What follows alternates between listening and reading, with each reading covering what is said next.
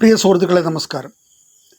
ഇപ്പോൾ നമ്മളത് ഞാൻ എൻ്റെ കാര്യമാണ് പറയുന്നത്. നമ്മൾ ടി വി ഇപ്പോൾ അധികം കാണാറില്ല.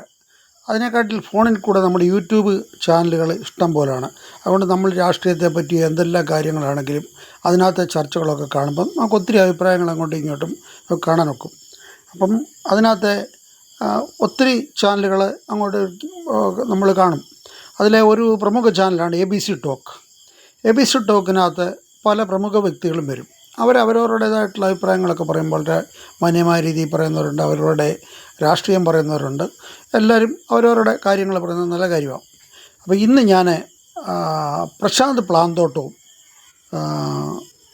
പിയേഴ്സൺ മാസ്റ്ററും ആയിട്ടുള്ള അവർ രണ്ടും കൂടി ഇരുന്നിട്ടുള്ള ഇത് കാണാനിടയായി.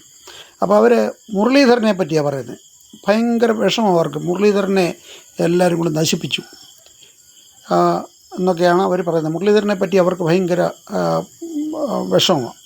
അപ്പം ഞാൻ ഇത് പറയാം. മുരളീധരനെ പറ്റി പറഞ്ഞ മുരളീധരനോടെ നശിച്ചിരിക്കുന്നത്. മുരളീധരൻ ഇപ്പോഴും നിൽക്കുന്നത് കോൺഗ്രസ് നിൽക്കുന്നതുകൊണ്ടാണ്. അല്ലെങ്കിൽ അദ്ദേഹം ഇവിടെ ഒരണയുടെ ഒരു മെമ്പർഷിപ്പ് വേണമെന്ന് പറഞ്ഞ് യാചിച്ച പുള്ളിയാണ് പോയിട്ട്.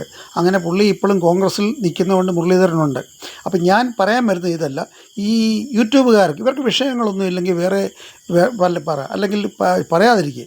അപ്പോൾ ഈ പ്രശാന്ത് പ്ലാന്തോട്ടം, പിയേഴ്സൺ മാസ്റ്ററെ പറ്റി ഞാനിപ്പോൾ പറയത്തില്ല. പ്രശാന്ത് പ്ലാന്തോട്ടം ഒരിക്കൽ അഹമ്മദ് മാസ്റ്ററും ഇദ്ദേഹവുമായിട്ട് ഒരു ചർച്ച നടന്നുകൊണ്ടിരിക്കുമ്പം ഞാൻ കാണാനിടയായി.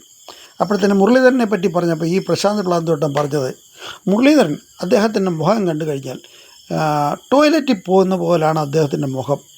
ടോയ്ലറ്റിൽ പോകുന്ന പോലെ. അപ്പോൾ ഏതായാലും പ്രശാന്ത് പ്ലാന്തോട്ടം സുന്ദരനാണ്, മുരളീധരൻ അത്ര സുന്ദരനല്ലായിരിക്കും. അതുകൊണ്ടായിരിക്കും അദ്ദേഹം പറഞ്ഞു. അപ്പോൾ ആ അഹമ്മദ് മാസ്റ്റർ പുള്ളി പറഞ്ഞു, എനിക്കങ്ങനെ തോന്നിയിട്ടില്ല, ഞാൻ പുള്ളി ടോയ്ലറ്റിൽ പോകുമ്പം പുള്ളിയുടെ മുഖം ശ്രദ്ധിച്ചിട്ടില്ല എന്ന് പറഞ്ഞു. അപ്പോൾ ഈ പ്രശാന്ത് പ്ലാന്തോട്ടം ഒരുത്തനെ വ്യക്തിപരമായിട്ട് ആക്ഷേപിക്കുകയും ഇപ്പോൾ അദ്ദേഹത്തിനെ നന്നാക്കാനായിട്ടൊക്കെ നന്നായിട്ട് സംസാരിക്കുകയൊക്കെ ആയിട്ട് വരുന്നതിൻ്റെ ദുരുദ്ദേശം എന്താണ്? ഇവർക്കൊക്കെ വേറെ പണിയൊന്നും ഇല്ലയോ? വേറെ എന്തെല്ലാം കാര്യങ്ങൾ പറയാനുണ്ട്?